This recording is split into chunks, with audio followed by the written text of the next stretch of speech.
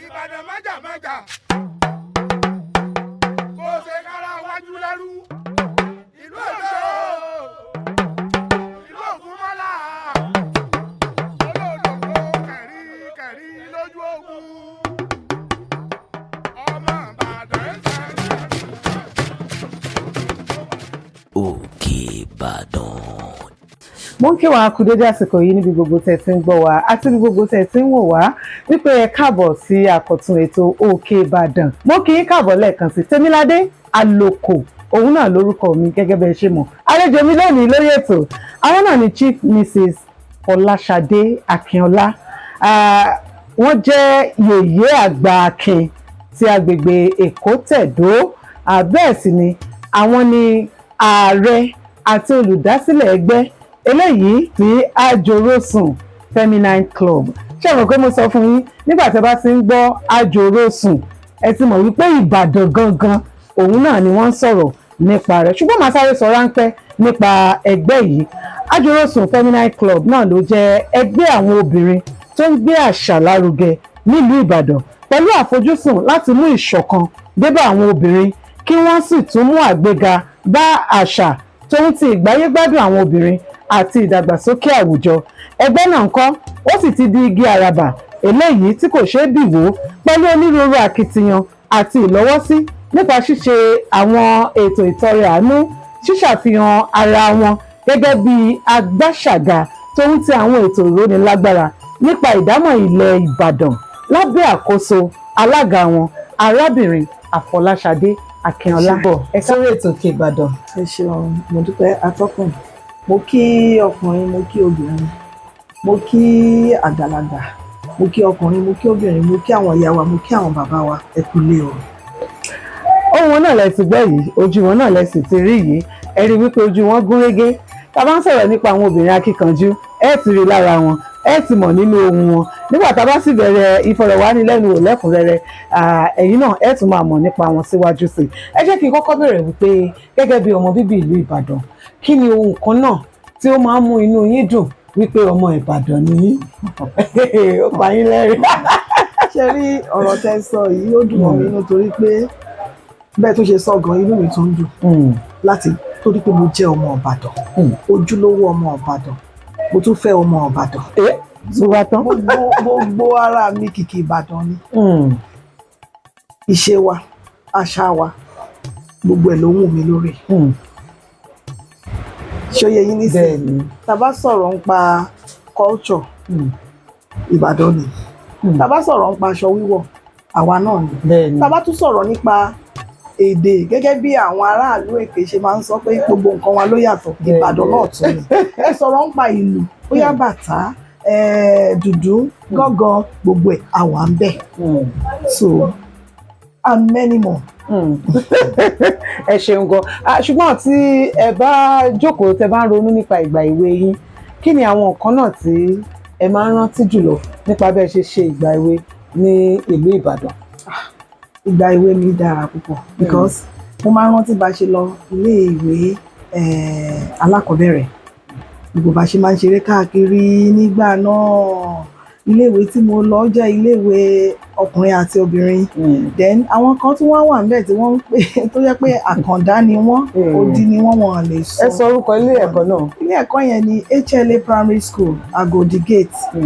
Mo rántí pé ńgbà náà torí pé mo kí èwe náà bọ́ àti wípé mo jẹ́yàn kan tó máa ń fẹ́ béèrè question, tó máa ń fẹ́ mọ̀ kí ni ìdí tí nǹkan ìṣe láti rí báyìí. Ó wá dọjọ́ kan a wà lórí pápá à ń ṣeré, wọ́n dẹ̀ ń sọ fún mi pé àwọn odi o wọn kì í fi ewé sẹ́nu fún wọn. Ṣé ẹ mọ̀ pé mo rákòrò débẹ̀, mo dẹ̀ make sure pé mo mú ewé. Ó ní ẹ ń ṣọ́ mi, ó ń ṣọ́ mi pé ṣé mo fẹ́ fi ewé sẹ́nu fún òun ni. Mo kàn ṣe báyìí ni mo kàn ṣe bí ẹni mú lọ bí ẹ̀rọ ẹnu mi báyìí. Mo make sure pé mo fi sẹ́nu ṣẹ́rí, ó lé mi débi pé ọjọ́ yẹn jọ́jọ́ kan tí mi ò lè gbàgbé nínú ìtàn mi, ìgbésí ayé mi. Ṣẹ́rí bí mo ṣe wọnú class, mo sá eré gan-an. Mo ṣe wọnú class báyìí, mo wọ abẹ́ tébù tíjà wa. Ó tún fà mí pẹ̀lú aṣọ. pé àníṣe òun gbọ́dọ̀ nà mí ní tíjà wa wá bẹ́ẹ̀ wọ́n ṣẹ̀ wá pẹ̀tẹ̀ wọ́n ṣẹ̀ wá sọ fún wa pé gbogbo yín àníkẹ́yẹ máa tọ́ wọn mọ́ àníkẹ́ bá fewé sẹ́nu àló ní ìtumọ̀ fún wọn èébú lẹ̀ ń bú wọn ń bú ìyá wọn ń bú bàbá wọn. ṣé wọ́n sọ ìtumọ̀ ẹ̀ fún yín? wọ́n sọ ìtumọ̀ ẹ̀ náà nìyẹn pé à ń bú wọn ni so èmi náà látọjọ́ náà mo wá ṣe kí ni ṣùgbọ́n mo make sure pé mo wá ìdí ẹ̀ pé kí gbẹgbẹ ní díẹ̀ tí a gbọ́dọ̀ fi fewé sẹ́nu kú òdì.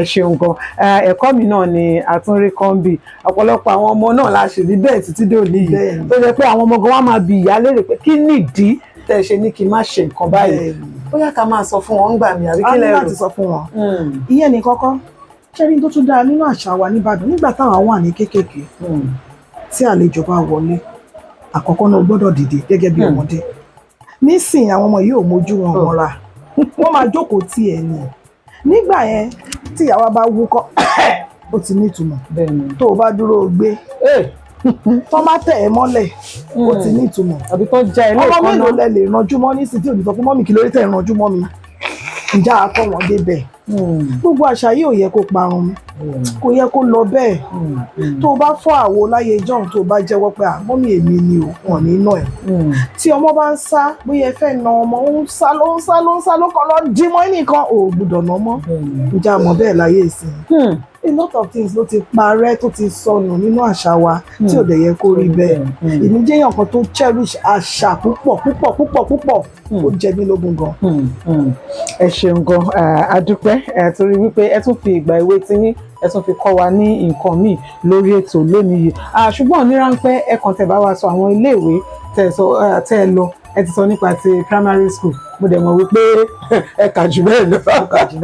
bẹ́ẹ̀ ni mo tún kúrò ńbẹ̀ mo tún lọ sí Holy Trinity Grammar School Old Ife Road ìyẹn wà ní Aromọlárùn ìgbà tí mo kúrò ńbẹ̀ ìrìn àjò tún gbé mi lọ sí College of Education Iléṣà mo tún kúrò ńbẹ̀ mo tún padà wá sí Ìbàdàn mo tún ní tí wọ́n tún ṣe ń pólì ẹ̀jẹ̀ tún lọ bẹ̀ náà mo tún lọ ka ẹ̀kọ́ ìmọ̀ administration public admin mo tún kúrò ńbẹ̀ mo tún tẹ̀síwájú mo tún ṣe PGD public admin ní Polytechnic of Ibadan mo ṣe tún wọ́n padà sí University of Ibadan mo wá lọ ṣe BEd special education / communication and language arts so mo tún kúrò ńbẹ̀ mo wá lọ ṣe masters mi ní UI náà peace and conflict studies. Lábá dúró ná tí o mọ àwọn professional exams and all of that. ẹ kú iṣẹ́ ẹ jẹ́ kí n pàtẹ́wọ́ fún yín ṣùgbọ́n àtẹ̀báníkà wò ibi tẹ́ ti lẹ́yìn ìgbà tẹ́ kúrò nílé ẹ̀kọ́ girama ibi tẹ́ ti bẹ̀rẹ̀ nípa ẹ̀kọ́ olùkọ́ni ni ṣe tíìchì rí. bẹ́ẹ̀ni níbo lẹ ti. mo tíìchì láwọn iléèwé bíi méjì kan mo bẹ̀rẹ̀ pẹ̀lú Olúbàdàn Grammar School ó wà ní Oríta Àpẹẹrẹ mo tún kúrò ńbẹ̀ mo wá sí Ìkọ́làbà Grammar School mo tún lò ọdún díẹ̀ náà ńbẹ̀ kó tó wá di pé mo ṣe transfer of service wá sí local government. kí ló dé ṣé ẹ fẹ́ràn iṣẹ́ olùkọ́ ni pẹ̀lú gbogbo àwọn tẹ́ ẹ kà sílẹ̀ yìí. bẹ́ẹ̀ni mo nífẹ̀ẹ́ iṣẹ́ olùkọ́ and once a teacher always a teacher mo nífẹ̀ẹ́ iṣẹ́ olùkọ́ but nígbà tí mo kúrò ní iṣẹ́ rí àkọsílẹ̀ kò ní yàtọ̀ bí Ọlọ́run bá ṣe sọ pé èèyàn máa rìnrìn ẹ̀ bẹ́ẹ̀ ló ṣe máa rìn ìgbà tí mo kúrò ní NCA èèyàn kan ló sọ fún mi nípa ẹ̀kọ́ administration tí mo sọ lẹ́ẹ̀kan public admin pé ó dẹ̀ dá o dẹ̀ wá sí poli kó wá ṣe so mo láti lọ síbẹ̀ ìgbà tí mo lọ bẹ̀ mo rí pé mo ti deviate kúrò níbi teaching mi ò wá ní choice I had to mo láti bá bàbá ọkọ mi sọ̀rọ̀ mo ṣe wà láyé kọ́lọ́run kó wà lọ́ra ìmọ̀ mo ní dájú mi tún teach mọ́ ní kí ló dé mi teach mọ́ àní mo tún fẹ́ lọ sí local government ọwọ́ kan náà dẹ̀ ṣe wọ́n ní òkè ó yá lọ bá lágbájá before we know it láàrin oṣù kan mo ti padà sí ṣàpáyé tó dáa Dubai nígbà náà so mo ti padà sí local government. ẹ kú iṣẹ́ ṣùgbọ́n kó tó di pa kúrò ní abala ti Ìbàdàn ọmọ agboolé ibo ní ibo sì ní oko yín àti ti mo gbọ́ pé ọkọ yín náà Ìbàdàn ni wọ́n ẹ bá mi sọ gbogbo ẹ̀ papọ̀. ok èmi wá láti ilé Ọ̀tún Oyèkọ́lá ní Òjé ilé Ọ̀tún Oyèkọ́lá níbi tí eégún òyì ti ń jáde. eégún òyì bẹ́ẹ̀ ni òyì lágbàá ọmọ eléégún ni yín ni. well ẹ lè sọ bẹ́ẹ̀ náà ṣe tẹ̀lé eégún gbàgede. ẹ lè sọ bẹ́ẹ̀ náà so oko wa jẹ́ Ọlọ́run dáàbà ó ti di ìlú sí ní àkóbọ̀ then ọkọ mi jẹ́ ọmọ Aláfárá Olúbàdàn side Òjé náà ní so àárín jìnnà tá a fi tẹ̀bí pàdé ọkọ̀ọ̀kan náà ló parí pọ̀. Ẹ ṣeun gan. Ẹ wá jẹ́ ká sọ̀rọ̀ nípa ti ẹgbẹ́ Ajorosun Feminine Club. Ó jẹ́ ẹgbẹ́ tí orúkọ rẹ̀ fanimọ́ra gidi gan, pàápàá jùlọ pẹ̀lú orúkọ tí ó dá yàtọ̀ nípa ti Ajorosun ní o àbí nípa ti feminine, eléyìí tí ó ṣàfihàn rẹ̀ wípé àwọn obìnrin ní ẹgbẹ́ yìí ló gbèrò. Kí ló bí ẹgbẹ́ yìí gangan? Ṣé olóòtú, ṣe rí nǹkan tó bí ẹgbẹ́ yìí ni wípé mo sọ fún yín lákọ̀ọ́kọ́ pé àti ìdílé ìyá àti ìdílé bàbá àtọkọ Ìbàdàn ni mí. Mo wá máa ń gba iṣẹ́ because lẹ́yìn iṣẹ́ yìí mo ní iṣẹ́ míì tí mo ń ṣe. Iṣẹ́ weekend ni a máa ń cover event. So mo wá rántí pé lọ́dún náà orí tí n bá sọ̀rọ̀ Ajorosun tí mi bá sọ̀rọ̀ Chief Ṣọládòyè, ìtàn Ajorosun Feminine Club ò tí ì pé àwọn gan lè máa mọ̀, ṣùgbọ́n àwọn náà ginger mi. Mo jẹ́ èèyàn kan tó jẹ́ pé mo gbàgbọ́ pé fine, ìlú mi ni ìlú mi, ṣùgbọ́n nǹkan tí n bá fẹ́ ṣe mo fẹ́ mọ ìdí tí mo ṣe fẹ́ ṣe, kí ló fẹ́ bí jáde, kí ni reason tí mo ṣe fẹ́ ṣe nǹkan yẹn. Ǹjọ́ pé mi láti fi àkókò mi ṣòfò láti ṣe nǹkan yẹn. Now ọdún yẹn mo wá lọ gba iṣẹ́ ní Ibadan house. Wọ́n ní kí bá wọn print program of events. Ó dẹ̀ ti kú ọ̀la àbó ti kú ọ̀túnla. Wọ́n wá wò pé ọmọbìnrin ṣé wàá lè bá mi handle kí ni mo ní màá ṣe ní ìmọ̀ nǹkan tó ṣẹlẹ̀ láàrin ẹ̀ tí wọ́n gbé fún tẹ́lẹ̀ and all of that. So toru la fi ń ṣe iṣẹ́ yẹn. Ní ìwà mo ti là kalẹ̀ bí mo ṣe máa ṣe léyìn, mo máa ṣe léyìn stages. At the end of the day mo rò pé mo kúrò ní Ibadan house. The last iṣẹ́ tí mo kó bóyá after 12 àbí to 1 ni mo kúrò níbẹ̀. Bẹ́ẹ̀ ni a dẹ̀ máa lò lọ́jọ́ kejì. Bẹ́ẹ̀ lọ́gà ń sọ pé celebrity show dẹ̀ ní dojú tì mí báyìí rárá. Wọ́n wà láyé wọ́n máa gbọ́ mi bí mo ṣe ń sọ̀rọ̀. Mo ní rárá, mo ní mi ní dojú tì yìí. A ṣe iṣẹ́ yẹn ready. Ìgbà tó dọjọ́ kejì ẹ̀dẹ̀ mọ̀ pé gómìnà máa wà bẹ́ẹ̀. Kọ́ ti bò mí. PG nìkan kọ́ ló ń pè mí, àwọn míì náà ń pè mí, celebrity ń bó ló wà, celebrity báwo ni. At the end of the day bí mo ṣe ń sọ fún wọn pé mo ti parí, ó sì problem àti ń bọ̀ lọ́nà, wọ́n fẹ́ lè wá pàdé ọkọ̀ lójú ọ̀nà. At the end of the day mo ṣe yọ sí Liberty Stadium, wọ́n gbé mi sókè, wọ́n tiẹ̀ sọ pé obìnrin ni mí. Àwọn èèyàn wá pariwo because ní téèyàn ti feel pé kò lè ṣe kì í ṣe ọwọ́ obìnrin ló ti wá, àwa gangan ọwọ́ wa ló ti wá. At the end of the day a rí gbé jáde. So thereafter èmi àti wọn wá jókòó níbi tá a ti ń sọ̀rọ̀ náà wá ní ẹgbẹ́ wo gan ló wà. Mo ní mi ò sínú ẹgbẹ́ o. Wọ́n ní kò jẹ́jẹ́ bẹ́ẹ̀. Mo ní mi ì sínú ẹgbẹ́. Mo ní ẹgbẹ́ tí mo máa ń ṣe lẹ́gbẹ́ service organization bíi Lions Club, ẹgbẹ́ tá a ti lè impact service. Mo ní nǹkan tí mo máa ń ṣe nìyẹn. Wọ́n bá ní pé láti èní lọ o tó o bá fẹ́ kí n máa gbé iṣẹ́ fún ẹ inú kó lọ join existing ọmọ Ìbàdàn ẹgbẹ́ tó wà tàbí kẹ́kọ̀ọ́ ronú láti dá títí ẹ sílẹ̀. Mo wá jókòó, mo wá rò nǹkan tí bàbá yẹn bá mi sọ yìí kí ni mo fẹ́ ṣe. That fateful day mo kàn sọ fún 1 or 2 of my friends. Wọ́n dẹ̀ ní it's a very good idea, kìnìkan. At least you have a lot of people lẹ́gbẹ̀ẹ́ lọ́tún níwájú lósì. Mo dẹ̀ jókòó sínú sitting room wa náà la jókòó sí, èmi àtọ̀rẹ́ mi ìyáàfin mo ní Sọ́lá Ìbò, a máa gbọ́ bí mo ṣe ń sọ ìwọ̀n lóru àmàlà lọ́jọ́ yẹn. Mo dẹ̀ jókòó, mo dẹ̀ bẹ̀rẹ̀ sí ń pè wọ́n, a dẹ̀ ṣe blueprint. Pé ẹni tá a bá máa gbà sínú ẹgbẹ́ yìí ó gbọ́dọ̀ kàwé. Minimum qualification tá a fẹ́ ní NCE tẹ́lẹ̀ gan orí degree la pẹ̀gẹ̀lẹ̀ lórí but nígbà tí ẹ̀bẹ̀ pọ̀ a gbé wá sí orí NCE. So minimum qualification so that èdè wa lè máa yéra wa, ọ̀rọ̀ wa lè máa yéra wa. Dá ẹgbẹ́ ìkalẹ̀ kákan lọ máa jẹun ká máa mú lásán. Very very soon bóyá in the next 1 or 2 weeks a máa ṣe empowerment fún àwọn èèyàn. A máa fáwọn èèyàn lóúnjẹ. Gọ́ọ̀mẹ̀ntì ló lè ṣe é. So àfi ká parapọ̀ kájọ ṣe kó lè máa da díẹ̀díẹ̀ sí. Tẹ́ bá wo àwọn iléèwé ta lọ ẹ lọ wo bọ́n ṣe rí. Kò sí chair ń bomi, kò sí tébù ń bomi. Òkè tá a bá wá ń jó tá à ń fowó ìmọ̀ra wa lórí. Ẹ̀jọ́ oore wo la ṣe fún aráàlú. Ìyá dẹ̀ làwa náà. Ìyẹn ló jẹ́ kí n wá rò pé òkè ẹni tá a fún kóńgò ráìsì 3 àbí 4 kò ní ṣe pé o àdúrà ló máa ṣe tá a bá fẹ́ ṣe yẹn gan máa tún pè yín ó ti dandan máa tún pè yín ṣe ìwà ìjọba iṣẹ́ yẹn lágbára Ọlọ́run so bá a ṣe bẹ̀rẹ̀ nìyẹn nínú ẹgbẹ́ tiwa o a ní lọ́ọ̀yà a ní doctors a ní matron tá a ní accountant tá a ní nínú ẹgbẹ́ wa ń lọ bíi 9 àbí 10 bẹ́ẹ̀ ni a dẹ̀ ní administrator bíi tiwa náà àwọn ìyá mẹ́tò yẹn.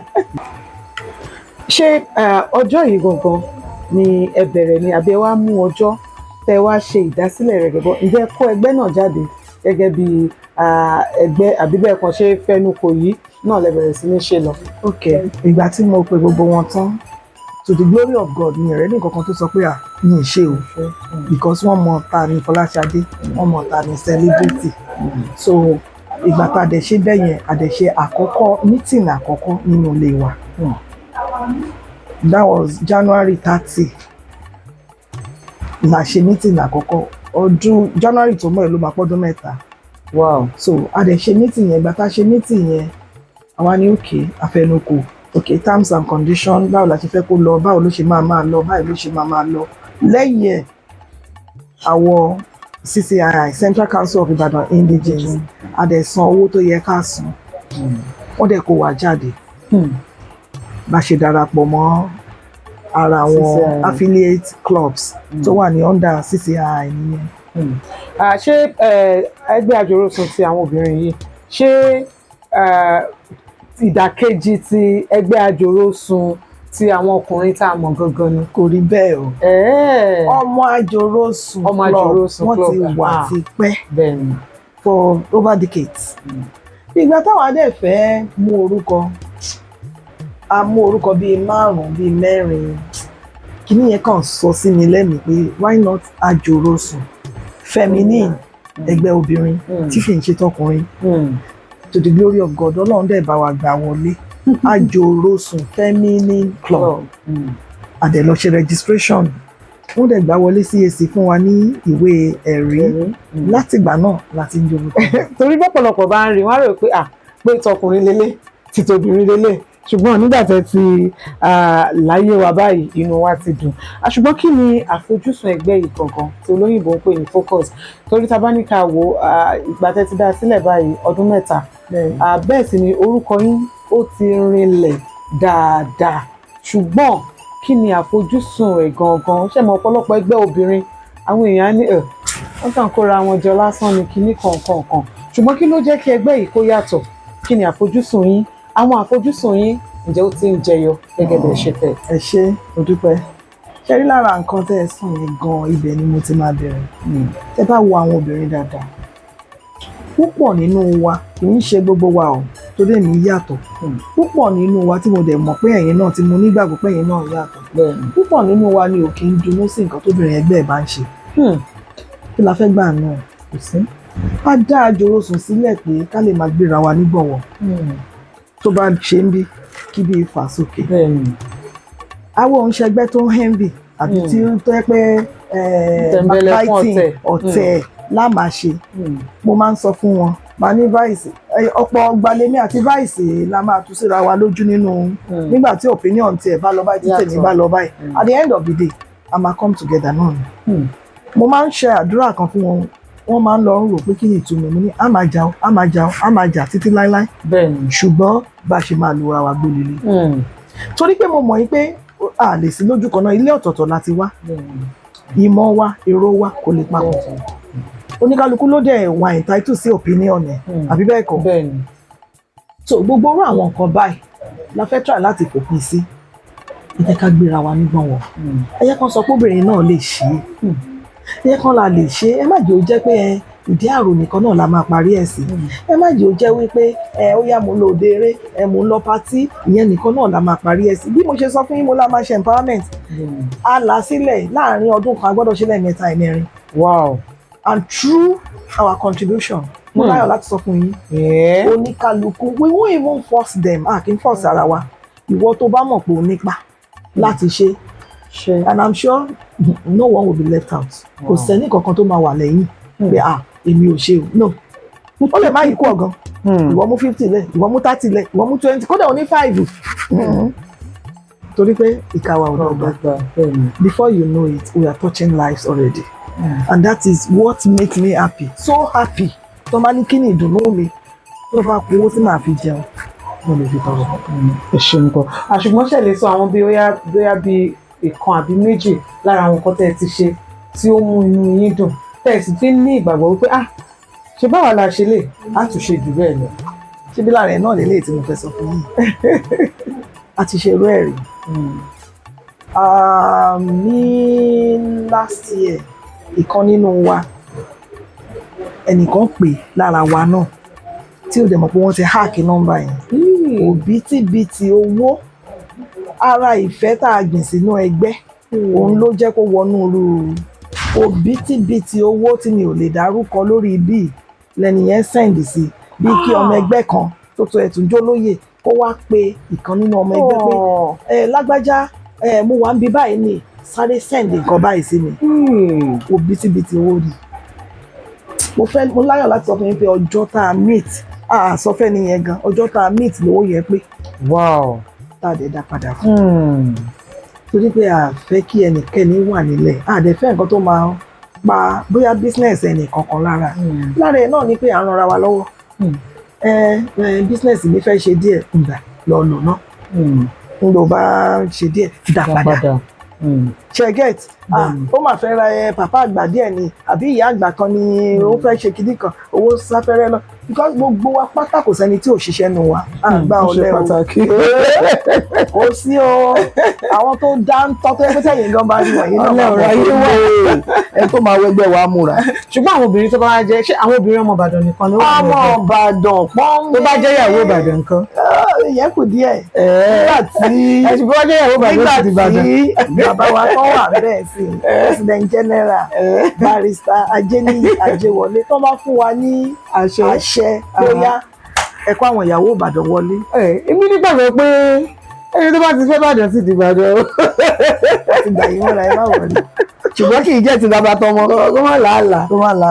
àti ń jẹ́ orúkọ yìí ṣé tí máa fẹ́ Ìbàdàn sí tí mò ń jẹ́ orúkọ Ìbàdàn kí ló tún kù mọ́ ẹbí mo ti drop orúkọ mi. ṣé wọ́n ti ẹ̀sìn ń gbé bíbẹ́ tí ń ṣe dáadáa. ṣé ní ètò Òkèbàdàn yìí ọ̀pọ̀lọpọ̀ máa ń sọ wípé àwọn ọmọ Ìbàdàn nìkan ló wà mo máa ń sọ fún ọ pé rárá o kì í ṣe fún ọmọ Ìbàdàn nìkan níwọ̀n ìgbà tó ti gbé Ìbàdàn ṣé tábà ń kí Ìbàdàn wá ní Ìbàdàn gbé onílé ó gbà gbé àlejò ẹlòmíì ti adopt Ìbàdàn gan pátápátá tí ò ti ẹ̀rántí ibi tó ti wá mọ́ bá a ṣe ṣe ìlú Ìbàdàn nu níwọ̀n ìgbà tí wọ́n ti ń gbé ìlú Ìbàdàn tí mẹ̀tínú tó ń ṣe rere tó ń láàmìlàaka tó gba Ìbàdàn tó di ìlú mọ̀ká kí ló tún wá kù ó ti di ìlú wa ìlú gbogbo wa ẹ ṣeun gan. ẹ̀yin aráalé lórí ètò Òkèbàdàn lónìí àlejò mi àwọn náà ni Chief Mrs. Afolasade Akinola tí wọ́n tún jẹ́ yèyé àgbà Akin ti Èkó tẹ̀dó àwọn ní ààrẹ àpapọ̀ ẹgbẹ́ tá a mọ̀ sí Ajorosun Feminine Club. ẹ̀yin náà sì ti gbọ́ bíi méjì nípa àwọn ohun tí ẹgbẹ́ yìí tó dúró fún ṣùgbọ́n jẹ́ kí a tẹ̀síwájú kó tó di wípé a mú ẹnu dúró lórí ètò ẹ wá jẹ́ ká sọ̀rọ̀ nípa ti àṣà àwọn ọ̀nà owó gangan ni ẹgbẹ́ yìí ń gbà láti fi dáàbò bo àṣà ilẹ̀ Yorùbá àti àṣà ilẹ̀ Ìbàdàn gangan. well lákọ̀ọ́kọ́ náà kò sí nǹkan tá a lè máa ṣe aṣọ ẹgbẹ́ wa la máa wọ̀ ìró àti bùbá pọ́ńbélé sí. mo rí yín nígbà cultural day tẹ́ ẹ wọ green tí gbogbo ẹ̀ pọ́ńbélé. àwa ò kí ń lo ṣégbò ní òfin gidi lẹ̀ àti ìpèlé ìyẹn ṣe ní tó jiná bàtà tó dá lẹ́sẹ̀ wa ìrẹ̀kẹ̀ tó dá lọ́rùn wa àti abẹ̀bẹ̀ tó dá lọ́wọ́ wa ìyẹn dèní. ẹlẹ́ẹ̀kejì ni wípé ẹ bá máa rí Ajorosun ṣé bóyá onílù ni o tiwantiwa ni o oníbàtà ni o tiwantiwa ni akéwì ni o tiwantiwa ni o gbogbo tó gbé àṣà wa lárugẹ pátápátá òun la máa ń ṣe mẹ́ pé ká wá lọ mú àṣà òyìnbó no tó possible ẹnìyàn jẹ fine àwọn kò tí ẹ ní ṣe wọn ní ṣe. ṣùgbọ́n ǹjẹ́ àwọn ọ̀nà kan wà tó fi jẹ́ wípé torí tá a bá ní ká wò ẹ wò ní ìsìn ẹ sọ̀rọ̀ nípa aṣọ pé aṣọ ilé wa gangan lẹ máa wọ̀ eléyìí tí mo sì mọ̀ wípé ìmúra wa ó jẹ́ lára kan tí ó jẹ́ àṣà wa tó sì tún jẹ́ iyì àgbélárugẹ ilẹ̀ Yorùbá àgbélárugẹ ilẹ̀ Ìbàdàn. Kí ni àwọn nǹkan tí yóò jẹ́ bí àwòkọ́ṣe fún àwọn obìnrin tó ń bọ̀ lẹ́yìn tó jẹ́ pé bóyá wọn ò máa rámú, bóyá wọn ò appreciate, wọn ò mọ iyì ìmúra wa nílẹ̀ Yorùbá gẹ́gẹ́ bí obìnrin? Mo fẹ́ sọ fún yín pé láti ìgbà tá a ti dá Ajorosun sílẹ̀, ọ̀pọ̀lọpọ̀ ló fẹ́ wọlé kàn sí lẹ́yìn torí pé ta bá rí wípé eléyìí yóò wá bàjẹ́ ni àní gbà á. Ọ̀pọ̀lọpọ̀ látara bá a ṣe ń múra, látara ìhùwàsí, ó jẹ́ kí gbogbo wọn fẹ́ ṣe kí ni, kán fẹ́ darapọ̀ mọ́ wa. Kò sí nǹkan tó ń rí ju gbogbo àwọn nǹkan wọ̀nyí lọ. Wọ́n rí wa oníbàtà, onígbá, aláwo, àwọn wo lélẹ̀, ẹgbẹ́ wo lélẹ̀. Ní ìwárí ọdún náà láti ìgbà tá a ti bá wọn join àjò CCI tá a máa ṣe Ìbàdàn week tí members yóò wọlé òní mọ́ lọ bí 20. Torí àwa látún máa ṣe wọn mọ́ ẹlòmíì secretary mi àti vice wọ́n mọ̀ pé tí máa ti sọ pé ẹ lọ rí secretary, wọ́n mọ̀ tún mọ̀ yóò jẹ́ 5 minutes ní ìmọ̀ náà tó bá ti jẹ́ new member bọ́tá bá ti wò tá ti size ẹ̀ up tá ti ṣe interview fún tá a rí pé kò measure up wà ní ẹ lọ rí secretary ó dẹ̀ ti yé secretary náà ó ti yé èdè yín ti yéra yín, èdè wa ti yéra wa. ẹ ti tó bí ọmọ ẹgbẹ́ mélòó báyìí? tí n bá ní ìfikún home and abroad àti lé ní 50. Ẹ tún láwọn tí lókè náà wọ́n dẹ̀ ń ṣe ẹ̀tọ́ tó yẹ kán máa ṣe nínú ẹgbẹ́ despite pé abroad ló wà. Question kan náà yòókù lẹ́yìn ẹgbẹ́ gẹ́gẹ́ bí olùdásílẹ̀ ẹgbẹ́, ǹjẹ́ ẹ lè sọ wípé ìran yín gangan ó ti ń jẹyọ àti wípé kí ni àwọn ìrírí yín so far àti ìpèníjà tẹ́ ní? Ìran wa ó ti ń jẹyọ torí pé wọ́n ní ilé ní kẹwù ká tó sọmọ lórúkọ. Láàrin wa gan cooperation wa inú ilé oníkálukú ń dùn. Even tá a bá fẹ́ wá sí meeting ọ̀pọ̀lọpọ̀ ní òní á dẹ̀ dàbí pé kí meeting ti wáyé, á dẹ̀ dàbí pé kí meeting ti wá tó bá pé ibẹ̀ ò dùn tó yẹ pé ọ̀tẹ̀ tẹ̀m̀bẹ̀lẹ̀kún ló wà ń bẹ̀ á ti sún wọn. Miss meeting, in fact ẹni bá miss meeting Ajorosun á jẹ́ wípé nǹkan yẹn pàjáwìrì ló bọ́ sí kọ́nu tí mo dẹ̀ gbàdúrà pé Ọlọ́run ní jẹ́ ká rírú ẹ̀ ṣe understand. So nǹkan ń lọ bó ṣe yẹ kó lọ, inú wa dẹ̀ ń dùn síra wa, à ń bára wa ṣe nínú ẹgbẹ́ tó bá tún dẹ́ka a tún bára wa ṣe náà ni àdẹ̀kí ń jẹ́ kọ́rọ̀ ara wa kó sóra wa. ẹ má gbàgbé à ń jà o, a máa ń parí ẹ̀ ni. Ẹ ṣeun gan. Ṣùgbọ́n báwo lẹ ṣe ń balance tradition pẹ̀lú modern realities? Well, àmì choice ẹ wo bẹ́ẹ̀ ṣe wò mí sí ẹnu ìṣẹ̀lẹ̀ tí wàá bá mi kí ni mo wọ̀ ní. Ṣùgbọ́n tá a bá ń lọ nú ẹgbẹ́ òòtó bẹ́ẹ̀ kò kàn múra ẹni à kò bọ́ síbi ó máa jẹ fine. Ṣé ti understand? So gbogbo ẹ̀ ló létò àdẹ̀ ń tẹ̀lé. Ẹ ṣeun gan.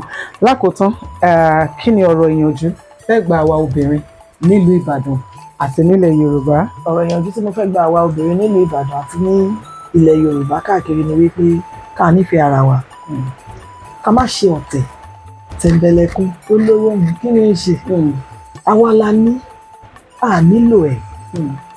Ẹ̀yin gbé ọjà síwájú, ọjà yẹn ń tà, instead tí màá fi appreciate yín kẹrin bí báwọn ọkùnrin ló ṣe fún ẹjọ́ ṣe fún ọkùnrin náà jó ṣe tiẹ̀ náà ẹ kò ṣe tiẹ̀ náà. Ó take hard work àti perseverance láti ní business to strive. For instance, it's not easy.